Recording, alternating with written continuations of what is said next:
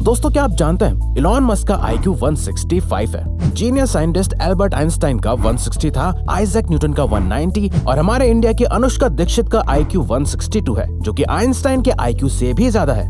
वैसे तो दुनिया के सभी लोगों का एवरेज IQ लेवल 100 के करीब होता है, पर क्या आप जानते हैं worlddata.info की एक रिपोर्ट के अकॉर्डिंग टोटल 109 कंट्रीज में से सिंगापुर एवरेज 108 IQ के साथ नंबर 1 पोजीशन पे है। वहीं अपने इंडिया का एवरेज IQ 81 है, जो इंडिया को वर्ल्ड्स एवरेज IQ की लिस्ट में 80th पोजीशन पे डालता है, जो कि काफी लो है। लेकिन हम इसे बढ़ा सकते हैं अगर हम सभी अपने IQ को और बढ़ाने पे फोकस करें, क्योंकि ज्यादा IQ वाले लोग एकेडमिकली अच्छा परफॉर्म करते हैं। ऐसे लोगों के सक्सेसफुल होने के चांसेस ज्यादा होते हैं। इनकी लर्निंग और प्रॉब्लम सॉल्विंग पावर अच्छी होती है और ऐसे लोग अपनी लाइफ में बाकियों के मुकाबले ज्यादा इनकम कमाते हैं, क्योंकि बिकॉज ऑफ हाई IQ इनके लिए कुछ भी करना बाकियों के मुकाबले आसान हो जाता है। तो इसीलिए दोस्तों हम सभी को अपने IQ को इंक्रीज करने में बहुत ज्यादा फोकस करना चाहिए। तो अगर आप भी अपना IQ और बढ़ाना चाहते हो तो वीडियो को पॉज करके अभी कमेंट्स में लिखो IQ। पर ये IQ एग्जैक्टली होता क्या है और हम अपना IQ कैसे बढ़ा सकते हैं, आइए जानते हैं। Number 1, what is IQ and how to calculate and increase your IQ। IQ का मतलब होता है इंटेलिजेंट कोशेंट।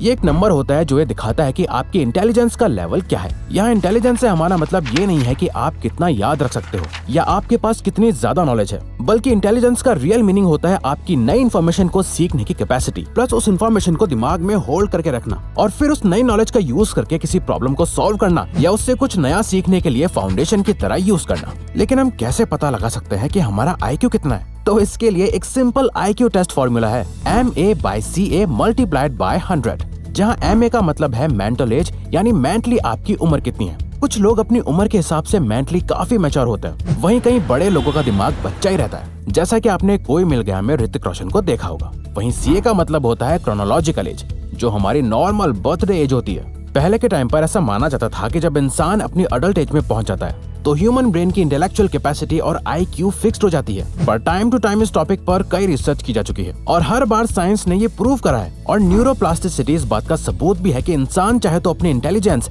यानी IQ को बढ़ा सकता है। न्यूरोप्लास्टिसिटी का मतलब होता है हमारा ब्रेन अपने न्यूरॉन कनेक्शंस को मॉडिफाई या उसमें कोई चेंज कर सकता है। इस डिस्कवरी के अकॉर्डिंग हमारा ब्रेन का जो ग्रे मैटर होता है, जो हमारे control movement, memory, logical reasoning और इमोशंस के लिए रिस्पॉन्सिबल है, वो टाइम के साथ एक्सपैंड और श्रिंक यानी बढ़ या घट सकता है, जैसा कि हमारी मसल्स के साथ होता है। अगर हम एक्सरसाइज नहीं करेंगे, उन्हें यूज नहीं करेंगे, तो वो लॉन्ग टर्म में बहुत डैमेज हो जाती हैं। वैसे अगर हमारे ब्रेन मसल्स की एक्सरसाइज नहीं होगी तो कई न्यूरॉन कनेक्शंस का यूज ना होने की वजह से आपकी मेमोरी अफेक्ट होने लगती है और आपके कॉग्निटिव फंक्शंस भी कमजोर होते जाते हैं। इसीलिए सबसे पहली बात आपको ये जानना जरूरी है कि आपकी IQ फिक्स नहीं है और सही ट्रेनिंग से आप अपनी IQ बढ़ा सकते हो। पर रिवायर्स अपनी IQ बढ़ानी कैसे? वेल, IQ कभी एक रात में नहीं बढ़ती। जैसे आप कुछ दिनों में ही अच्छी बॉडी नहीं बना सकते हैं, वैसे ही अपने ब्रेन मसल्स को स्ट्रॉन्ग करने के लिए आपको बहुत टाइम तक कंसिस्टेंटली प्रैक्टिस करते रहना बहुत जरूरी है। प्रैक्टिसेस जैसे number 2, expand your imagination using all 5 senses. दोस्तों आज के टाइम पे जो सबसे ज्यादा बड़ी प्रॉब्लम हम सभी फेस कर रहे हैं वो ये है कि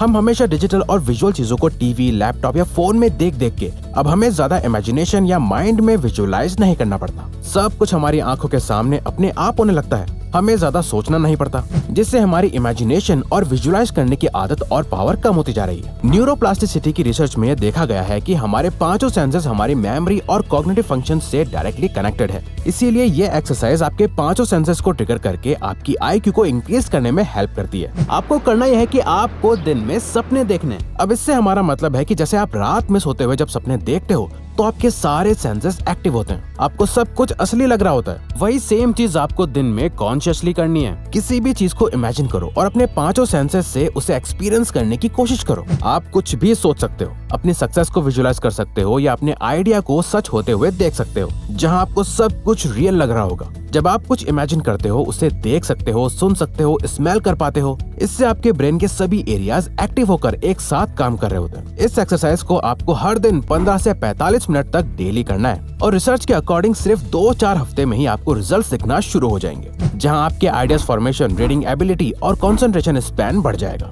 इस दुनिया के सभी इंटेलिजेंट लोग इंटेलिजेंट इसलिए कहलाए जाते हैं क्योंकि वो अपनी इमेजिनेशन को रियलिटी बनाना जानते हैं। इस दुनिया में जितने भी इन्वेंशंस हुए हैं वो पहले किसी न किसी के माइंड में एक आइडिया बनकर आए थे, जिसके बारे में उन्होंने बहुत सोचा, उसे इमेजिन और विजुअलाइज करा, चाहे वो जमीन पे चलने वाली कार हो या आसमान में उड़ने वाला एयरप्लेन। इसीलिए जब आप अपने सेंसेस का यूज करके इमेजिनेशन और विजुअलाइजेशन की आदत बना लेते हो तो आपका IQ अपने आप इंक्रीज होने लगता है। Number 3, brain harmonics.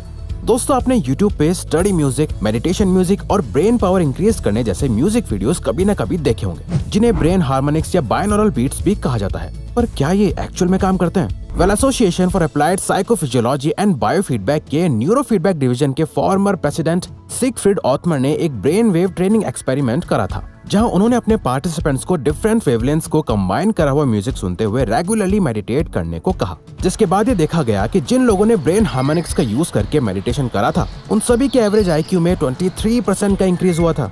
दोस्तों, हमारा ब्रेन 2 हिस्सों में डिवाइडेड है जो अलग अलग तरह से काम करता है। ब्रेन हार्मोनिक्स में कुछ साउंड्स को ऐसे डिजाइन करा जाता है जिसे सुनकर आपके ब्रेन के दोनों पार्ट एक साथ सिंक हो जाते हैं, जिससे हमारे ब्रेन में कई चेंजेस आते हैं। आपके न्यूरॉन कनेक्शन स्ट्रॉन्ग हो जाते हैं और आपका IQ भी इंक्रीज होने लगता है। इसे करने के लिए आपको हफ्ते में कम से कम 4 दिन रेगुलरली 30 मिनट के लिए ऐसे साउंड्स को सुनना है, जिसे सुनते हुए आप चाहो तो मेडिटेशन कर सकते हो, स्टडी या कोई प्रॉब्लम और आइडिया पे काम कर सकते हो, जो आपकी कंसंट्रेशन, मेमोरी और ब्रेन पावर को बढ़ाएगा। Number 4, do something new and creative daily. American psychologist Richard J Haier ये देखना चाह रहे थे कि अगर ह्यूमन ब्रेन को किसी नॉवल यानी नई एक्टिविटीज में पार्टिसिपेट कराया जाए जो उसने पहले कभी एक्सपीरियंस ना करी हो, तो उस दौरान ब्रेन में किस तरह के चेंजेस आते हैं। जिसके लिए उन्होंने टेट्रिस गेम को एक नॉवल एक्टिविटी की तरह लिया, जहां उन्होंने ये वीडियो गेम उन लोगों को खिलाया जिन्होंने कभी अपनी लाइफ में ऐसा कुछ नहीं खेला था। इसके बाद कई हफ्ते तक पार्टिसिपेंट्स उस गेम को खेलते थे और साइकोलॉजिस्ट्स उनके ब्रेन फंक्शंस को स्टडी करते थे, जिसमें ये पाया गया कि कई हफ्तों की ट्रेनिंग के बाद पार्टिसिपेंट्स के ब्रेन के कॉर्टिकल की थिकनेस बढ़ गई थी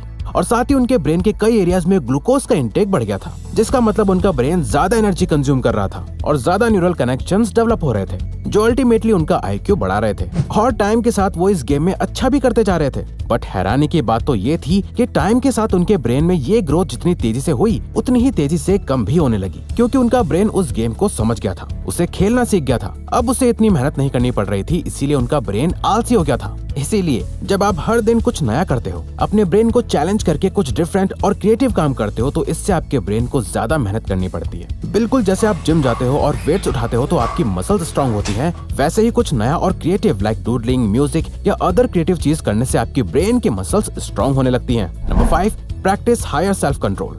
सेल्फ कंट्रोल और इंटेलिजेंस आपस में बहुत ज्यादा कनेक्टेड है और अपने ऊपर कंट्रोल रखने से आप अपना IQ इंक्रीज कर सकते हो। 2009 की येल स्टडी में पार्टिसिपेंट्स को एक IQ टेस्ट करने को दिया और उन्हें ऑप्शन दिया कि इस IQ टेस्ट के बदले उन्हें रिवॉर्ड मनी दी जाएगी, पर उनके पास ऑप्शन था कि वो IQ टेस्ट देने के बाद इमीडिएटली ये रिवॉर्ड ले सकते थे या फिर वेट करके बाद में ले सकते थे। अब जिन लोगों ने अपने रिवॉर्ड्स के लिए वेट करा, उन लोगों के IQ टेस्ट में बाकियों से हाई स्कोर्स थे, जिससे एक्सपर्ट्स ने ये कंक्लूड करा कि जो लोग इम्पल्सिव डिसीजंस को रोक पाते हैं और खुद के इमोशंस और एक्शंस पर अच्छे से कंट्रोल रखते हैं, वो मेंटली भी ज्यादा इंटेलिजेंट होते हैं। अमेरिकन ऑथर मारिया मैंस कहती हैं, the sign of an intelligent people is their ability to control their emotions by the application of reason. यानी हायर IQ का मतलब अपने माइंड और इमोशंस को फुल कंट्रोल में रखना होता है। अगर आपको पता है कि आपके लिए कुछ गलत है, फिर चाहे आपके आसपास के लोग आपको कितना भी फोर्स क्यों ना करे, आप कभी उस काम में शामिल नहीं होते। आपका अपने ऊपर बहुत स्ट्रॉन्ग सेल्फ कंट्रोल है, यानी कहीं ना कहीं आपके इंटेलिजेंस को ये बढ़ाता है। इसीलिए हायर सेल्फ कंट्रोल को प्रैक्टिस करने से आप अपने IQ को भी बढ़ा सकते हो। तो अगर आपको ये वीडियो अच्छी लगी तो वीडियो को लाइक और सब्सक्राइब बटन पे क्लिक करके इस चैनल को सपोर्ट करो और हाँ, बेल